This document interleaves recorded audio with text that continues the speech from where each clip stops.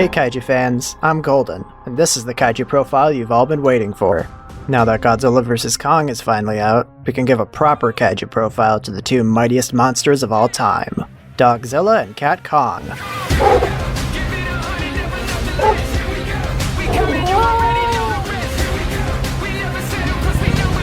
Dogzilla and Cat Kong terrorized the city of Mouseopolis in two 1993 picture books written and illustrated by Dave Pilkey, now famous for his Captain Underpants series. Pilkey never returned to the characters, but those who read about them as kids remember them fondly.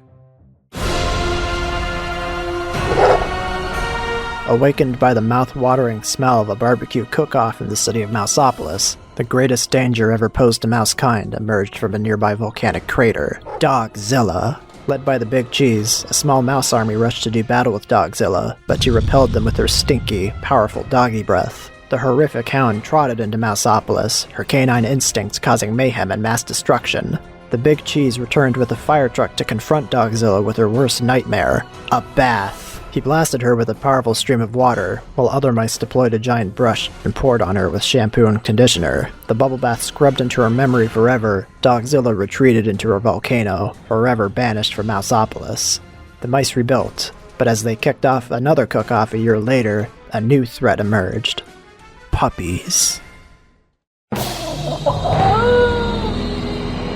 The god of a remote island, the mighty Cat Kong was worshipped by a tribe of mice with offerings of tuna. One day, the mighty beast tripped and knocked himself out before he could feast on his prize. Three explorers, Captain Charles Limburger, Rosie Rodent, and Dr. Varmint, brought him to Mouseopolis for fun and profit. Dr. Varmint introduced him as the ninth lived wonder of the world to a massive audience. Despite his assurances, the pugnacious pussycat broke free of his constraints and tore through the city, swatting at buildings, power lines, and a train. It was a major catastrophe. As Limburger prepared to lead an offensive, Cat Kong abducted Rosie and scaled the Romano Inn. Unfazed by a squadron of planes, Kong forced Limburger to unleash his ultimate weapon, a present. Limburger flew circles around the feline, taunting him with the mysterious gift. At last the meowing mammoth gave in to temptation and lunged out, only to lose his balance and topple off the building to his death. "Well," remarked the chief of police. "it looks as if beauty killed the beast." "No," replied Dr. Varmint. "it was curiosity. Curiosity killed the cat." In the words of Pilkey himself, the inspiration for Dogzilla came one day when I was at my friend's house watching one of my favorite movies, Godzilla vs. Megalon. My friend's son, Nate, was sitting on the floor building a castle out of Legos. Everything was fine until Nate let his dog, Leia, into the house. Leia came charging into the room and smashed right through the Lego castle. With the mass of little Lego blocks and action figures scattered around her, Leia looked like a silly monster who had just rampaged a city. "I should write a book about that," I said. So I did. Cat Kong had an equally wholesome origin. Pilkey was in the process of writing Dogzilla when his pet cat Blueberry, who usually sat with him as he illustrated his material, came into the room and glared at him from atop a nearby bookshelf, seeming to judge him for not writing about her. He quickly scribbled down the words Cat Kong, and the story was born. He thought his pet mice looked jealous as well, so he made them the heroes in both stories. Pilkey wrote each book in about a week. 6 months later, he sent a fully illustrated dummy book and several sample color pages to his editor, only to be met with rejection. He was prepared to give up on the stories, but when another editor visited, she inquired about the Dogzilla painting on his wall, and agreed to publish both books before the day was out. Final art in Dogzilla and Cat Kong was a combination of manipulated photography and painted scenery.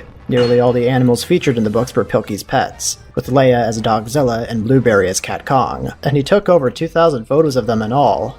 To get Leia to perk her ears up, Pilkey would repeat, "Do you want to go for a walk?" until he got the shot he wanted. She would eventually stop doing this until he actually took her for a walk. He rewarded her for her efforts with a new collar, dog bed, milk bones, and plenty of belly rubs.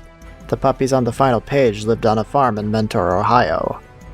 Blueberry's acting was achieved through similar means, though with a lot more bribery. The cat hated being constantly photographed, so he compensated her with a supply of Petramalt during the process. Pilkey's friend would position her and blow on the back of her head as she was photographed, causing her to meow in fury. He didn't have Photoshop, so he had to remove his friend's fingers from each shot with India ink and white acrylic paint.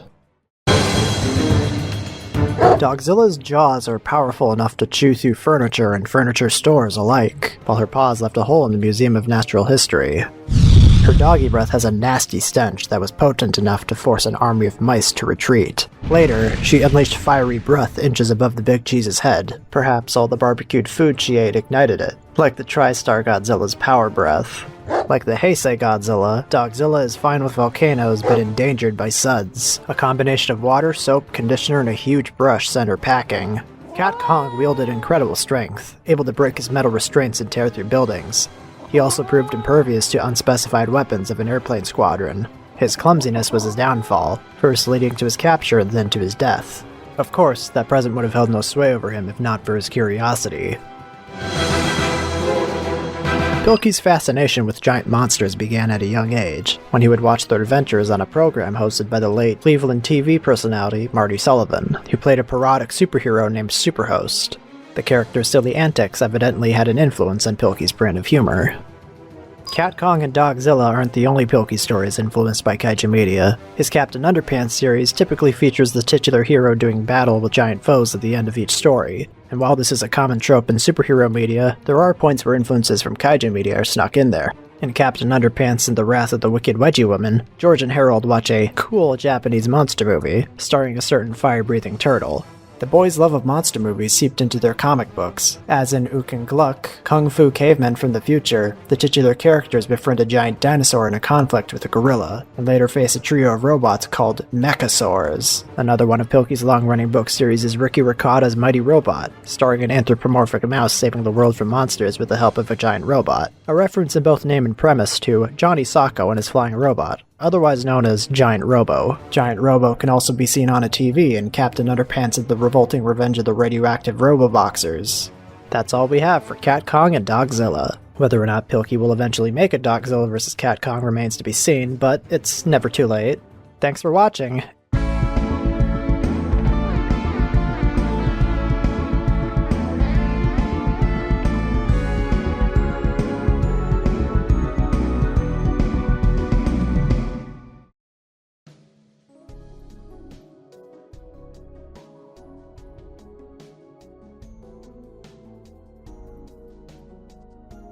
This is from Superliminal, where I have some large objects all around. I love my big old eyes.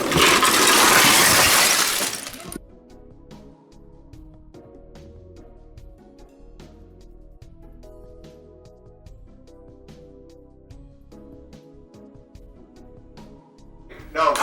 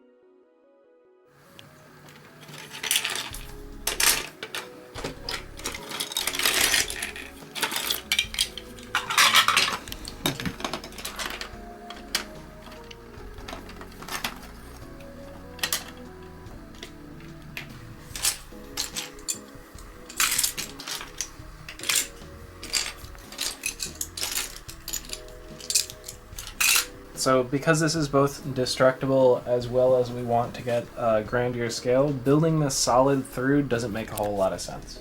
And let's be real, castles weren't solid all the way through, even when built for structural stability. So most of my considerations now are trying to keep the skeleton well managed so that I don't run out of essential parts earlier. And so a lot of what's going into consideration now is how this is going to look once there are actual layers on top of it, and making sure that everything is sort of covered up with as few gaps as possible. Right now, where my time is mostly going is going to be into paneling. So I'm sure if you've built with Legos before, you remember the classic brick on brick style. But you think of how much heavier that is, as well as how many more parts there are, as opposed to a design like this, which by using 3 parts uses as much space. Quick update for the viewers at home. We have the basic framing of the lower walls already set out. I'm going to be doing a little bit more paneling before I start on detail work for that, and then I'm going to be moving on to the middle stage. I'm thinking probably 2 parapets here, larger castle wall here, and then the tower in the middle will use the remainder of our wall pieces. So the last part of the process, after you have all of your framing and your scaling done, is to start the detail work and deciding what kinds of colors you have clusters of that make the shapes that you want. Like in this case, I made sure that I had duplicates of all the parts to make 2 of these fountains, and built the structure organically based on the patterns that I could make out of the repeating components. And the tree is a great example of what you do if you don't happen to have duplicates. In this case, because like these aren't reflected, so that I couldn't do a left and right side of it, I decided to go for a more organic shape that instead allowed me to use the unique parts to add a greater level of texture. The tower here is a great example of using unconventional building components to add a lot of texture in a small space. So instead of having things that jut out, I decided to make things at different subtle angles. Like this is on a hinge here that allows you, if you wanted to put a minifigure inside, but it also allows for a diagonal texture that would otherwise be impossible. It's something to keep in mind. You don't need conventional attachment points to make something that looks really beautiful. Like in this case, the tower is completely removable, which along with allowing for easier transportation allows someone to more finely tune a design. I think that about sums it up. Like, the last stage really is just going back and finding less what parts make the home, but what you can do with the parts you have left.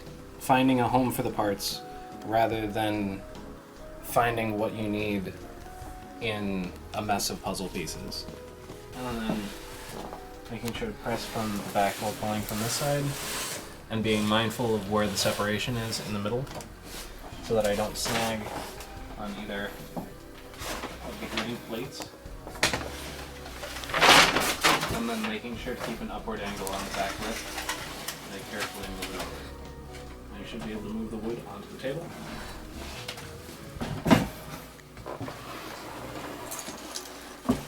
There you have it.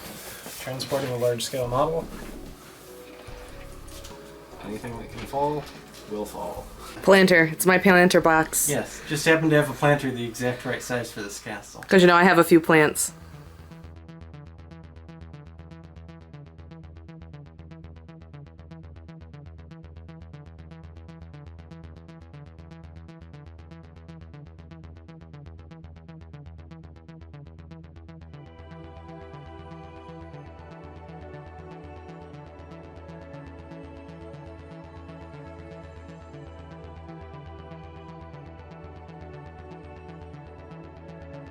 Okay, we're rolling. Okay. Come on, Trooper! Come on, Trooper! It's always better in rehearsals. Come on, Trooper! Come here!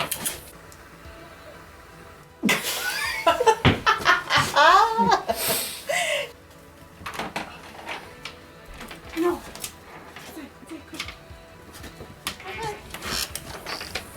Oh, I'm just underestimating how low he is in the frame. I have to basically point it at the ground to get it in the shot.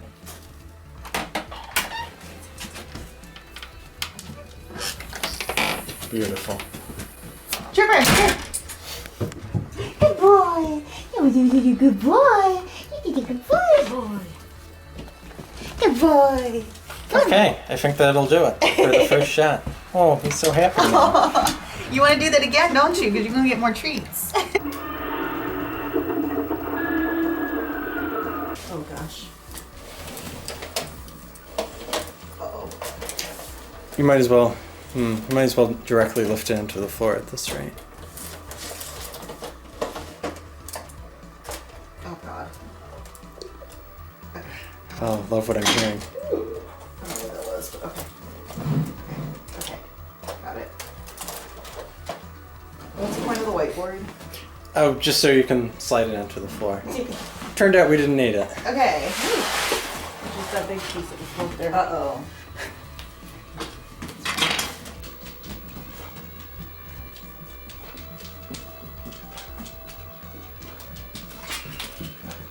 Get him, Troop.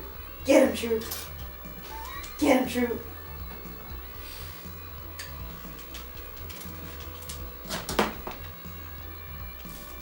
Trooper.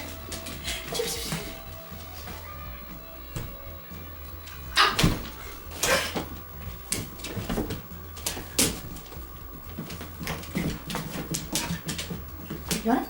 Go, go.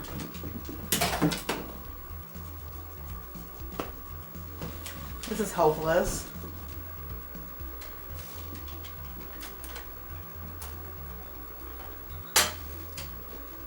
Boy.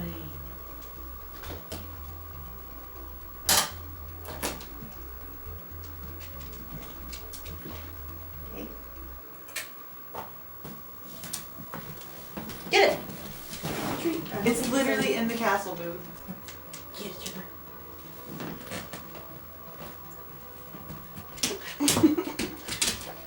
Oh, you getting excited, Trooper? He's excited. Go get Michael! Go get Michael! Here you go! Go get it! Go get Michael! Oh, my camera's good enough. See this?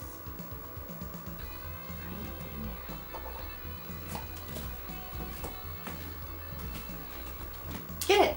Yours. Get him, Trooper! Go ahead. Get him, Trooper! Go ahead. Get him, It's Trooper! all yours.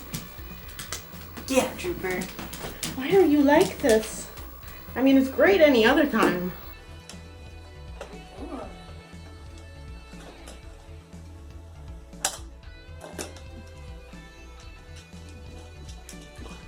We're gonna have to green screen him into the ruins of the castle. I need you to see exactly where I put this, Troop. Come here. Look. See this? Right. See that? Do you see it? You see it? Go ahead. Go get it.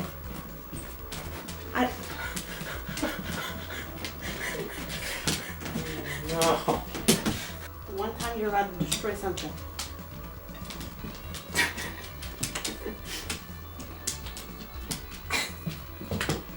If we could cut very sharply from approaching the castle to it being smashed in a closer shot. Yeah, because if this doesn't work, that's my thought.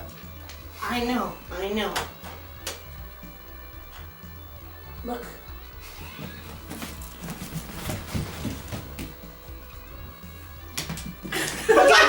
Trooper! Trooper! I gotta get rid of all the cheese. This is the most confusing night of his life. The only other thing I can think of is if we get some fishing wire, I can just pull it. Hmm. while But he's then he'll sniffing. run away screaming. Pull it Yeah. while his nose is like in there. Yeah. He's so gentle. Absolute saint of a dog.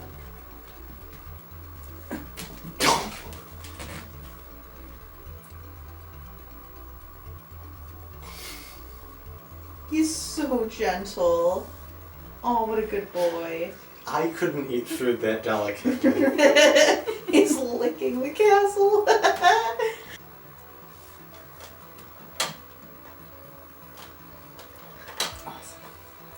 Get him, Trooper. Get it, Trooper. Good boy. Get it, Trooper. Get it, Trooper. Yeah, good boy. Good boy. Get it, Trooper. That's a good boy. Get it, Trooper. Get it, Trooper. Get it, Trooper. Get it, Trooper. Oh, no. Not I the can't top leave of that it. Wait, hold on, I'll re-angle. Trooper.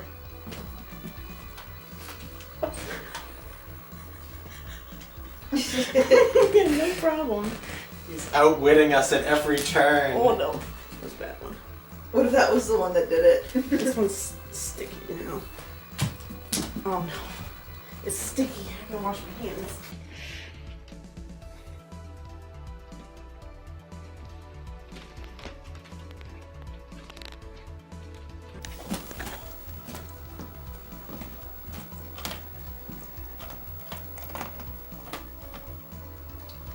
It's still so gentle. With the massive little Lego blocks and action figures scattered around her, Leia looked like a silly monster who had just rampaged the city. I should write a book about that, I said. So I did. Nope, nope. I can put them up. Yeah, good idea. You wanna line that up? Get this dog who's supposed to be inspiring me out of here.